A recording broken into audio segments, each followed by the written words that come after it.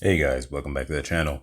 And today we're going to get into, actually, we're going to discuss a topic of something that I actually heard on the radio. I actually heard something on the radio, kind of. I won't go into the exact details of it, but the general topic was about a man. It was about a relationship kind of situation. And it was about a man who, he was with somebody and the female was actually being disrespectful to him, yelling at him. You could say, I guess the term is crap testing you. I'm not going to curse on here, but crap testing you or ish testing you just to see how far they can get away with. And the guy was willing to tolerate it.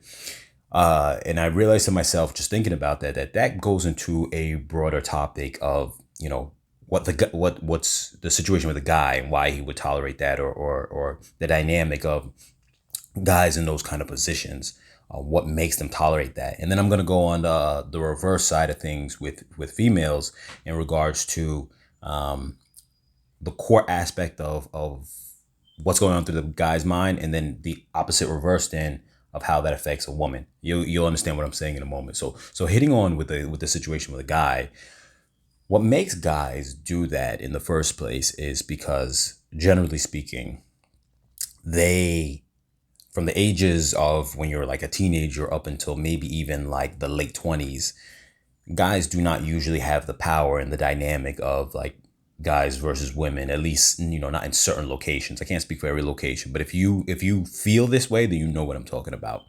And generally speaking, during that younger phase of a guy's age, they're doing a lot more of the chasing. They haven't learned their value yet. They don't have sometimes any value because they haven't, maybe established themselves financially wise, got a good job. They haven't started to build confidence, because that comes over time. So they're in a state where they're kind of very in their weakest stage, you could say, as opposed to women who's usually at their highest point when they're young.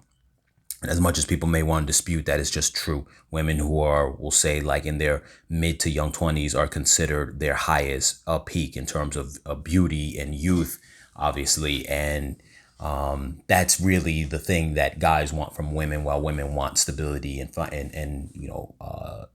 finance and security from men. So, that goes into a whole nother topic, but that's usually the base of it. We all know that's the case. So with that being said, a guy is usually at his lowest point in the early stages. So he kind of tends to want to, say, I don't know if I'll be able to get somebody else. So I'll take some of the things that I have to put up with because I don't know that I'll be able to get somebody else. And it's not until sometime they're in past 30, about like around 35 to like 55, that they say to themselves, okay, now I'm established. Now I don't care, if a woman disrespects me, I'm out and it's not a problem. I just want to tackle on to say that for any guys who might be in that situation, sometimes you have to look at the long picture. And I'm going to say the same thing when I cross over to talking about the females as well.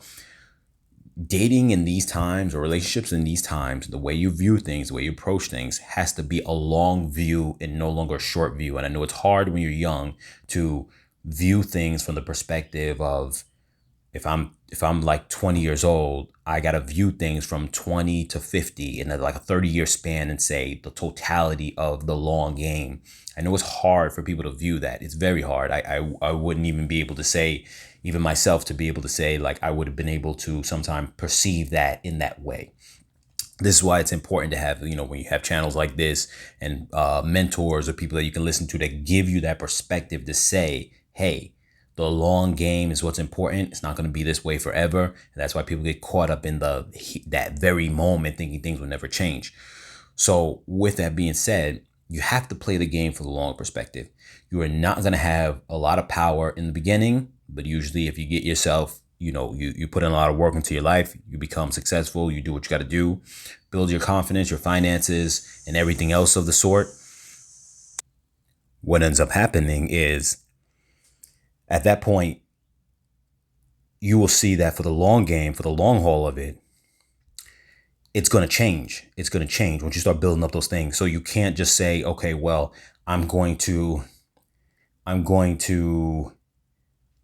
the word I'm looking for? Like, essentially, I'm going to give myself up. I'm going to not care about myself. I'm not going to value myself in my early 20s because I think it's not going to change. You got to say to yourself, okay, even then, and you might go, okay, I don't think I'm going to be able to get somebody else. So I'm going to put up with, BS that I don't want to take. You have to say to yourself, know the long game and go, no, it's okay to lose somebody. Something better will come along because you'll be a better person. So you'll be able to get better things. So with that being the broad aspect of why guys at a younger age will tolerate things, and they might think that phase will never end. So they'll tolerate, women who, might, ish test them or, treat them a certain way and go, well, I put up with it because I hope they'll change because I don't think I could do better. Don't take anything that is a negative to you. Immediately get rid of them no matter what. I know it might seem tough. Immediately drop them, get rid of them, because literally it's like you winning $1,000,000 in the next 10 years later. You will be a better person and you will be able to have better. Now, on the flip side, for women, like I said, going back to that same concept of the long picture and viewing things with women, it's better in the beginning than it is for the end. So you have to know that long picture and know that your benefits all come up front. So it's like, for a man, it's like saying you're broke now, you're going to have money later on to spend. For women, it's like saying you are rich now, you're going to be broke later. So you need to invest properly. So with that being said, you need to, for a woman, within the time span, I would say 28. I won't even say 30. 28 and under. 28 is your line. I know the world now is lying to you, telling you that party phase, go out there, be disrespectful to men, ish test them, this and that, especially if the guy is nice, ish test them or crap test them, try to just show that you have the dominance, and if you could step on someone, then toss them to the side. It doesn't, you could go find something else, and all these kind of things that are done, the games that are told to you that you should be playing, but don't play them. Don't do them. I know it might seem hard, but don't get caught into that, because what you're doing is you're burning away your early years, and it's so important. And a lot of people don't understand, especially certain backgrounds, and I'm not going to get into all the details, that certain backgrounds don't realize that sometimes the world, the media, the system wants you to perpetuate this, because it becomes a cycle of destruction. It becomes a cycle of spending. It becomes a cycle of not building for your future and building the empire you need to have. So it's important for a woman to look at the long term, just like it is for the man, and say, I'm not going to have the same benefits later on. And a lot of women sometimes don't want to hear that, because especially once they get into their older age, like about 45 or whatever the case is, or close to 50, they're going to tell, even as young as 40, which is not young at all, but even up to the age of 40, will say to other young women, don't listen to men. They're just trying to hold you down. So go have fun, be the best you can be, go live your life. They're lying to you. And they also get mad that the guys will then target the ones who are younger. But the problem is that you don't want to waste your best life. It is important for you to take that time when you're young. You find somebody who's solid. Get all the BS out of your mind that they tell you about. If someone's nice, you don't want to be with them, they're not this and that, blah, blah. No, you make them better by complimenting, boosting them, making them feel better, encouraging them.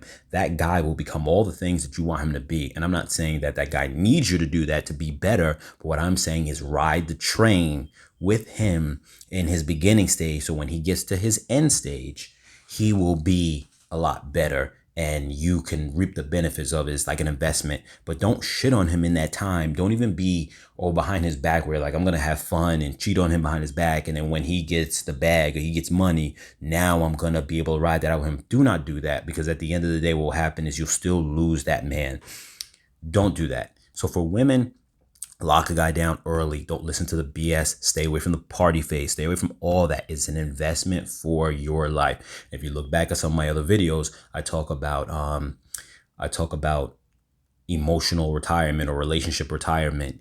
You need to build a emotional or relationship retirement for yourself, just like you would finances. And that means having a family, having kids that will take care of you when you get older. So when money is no longer the thing, and it's just about having family around you when you're 80 something years old, because you're not going to care about money at that time. It's about having family who's going to take care of you. You're not living in an old folks home. You have family who has you in their home, saying, we're not letting grandma or grandpa be in some old folks home. They're going to be right here to the day that they die, because we love them. So just a little food for thought, throwing that out there, just a little perspective because of what I heard on the radio. and just kind of seeing how, like I said, there's a lot of guys who don't see the big picture. They feel like, oh, nothing's ever going to change when they're in their young 20s. Just a recap, it will change. It will get better when you put in the work. So do not hold on to somebody when you're in your young 20s thinking you can't get someone else. You can have anybody you want, but sometimes it's going to probably take to when you're in your 30s before you have those options. But you got to look at the long picture now. That's just a modern way of dating now. You have to look at the 20-year scope. You can't just look at the 1-year scope, 2-year scope and say, what's it looking like now? For women, recap, your time is when in your beginning from 20 to probably about 28, maybe 30, you could stretch it. Do not waste that time playing games.